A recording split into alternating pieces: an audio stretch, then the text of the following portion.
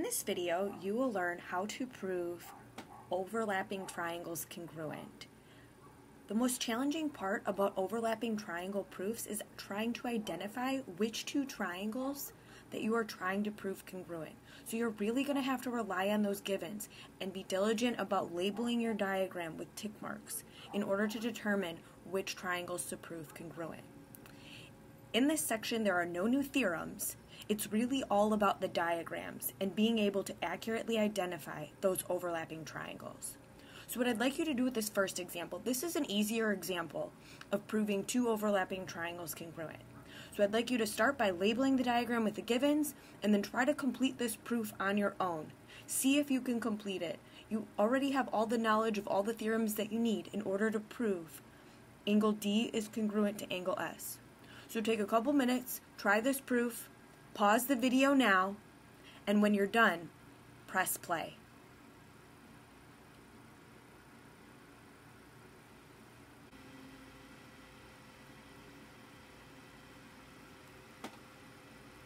Okay, so hopefully by now you've completed this proof. Double check to make sure you have all the necessary steps. Based on the given information, you just had to use the addition property a couple times to get some sides in the overlapping triangles congruent.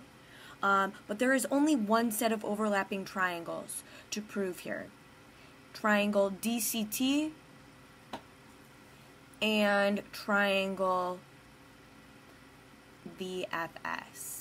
Those are the two triangles that you needed to prove congruent based on that given information in order to prove that angle D was congruent to angle S.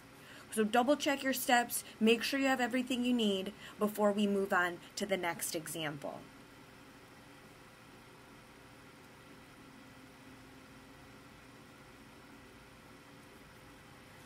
Okay, this next example is a little bit more challenging. The reason it's more challenging is because there are several different types of triangles in this diagram. So now you really need to use those givens and what you're trying to prove to identify which triangles you need to prove congruent. So let's just start by labeling the diagram with the given information. So segment CD is congruent to segment CE. AE is perpendicular to BC.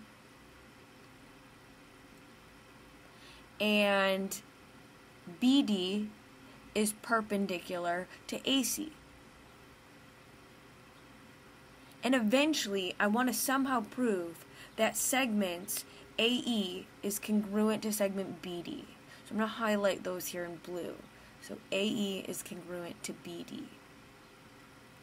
So based on this given information, we have to figure out which two triangles that we have enough information to prove congruent. This may be difficult to see, and you may start doing a proof and realize that you chose the wrong pair of triangles. That's okay. You'll just have to go back and redo some parts of it. Based on this given information, I believe that we have enough information to prove the top two overlapping triangles congruent. Triangle BDC, which I'm going to highlight here in green, and then triangle AEC. I'm going to highlight here in red. So we're going to try to prove these top two overlapping triangles congruent.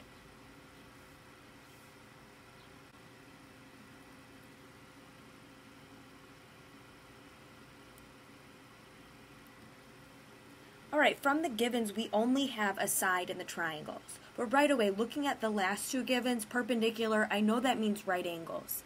And there are 4 right angles in this diagram, but I'm only going to name the right angles that I need in order to prove the two overlapping triangles congruent.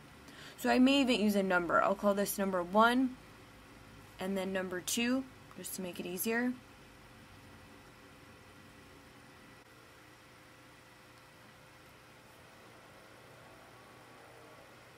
Okay, so now we have an angle. So we have a side and an angle.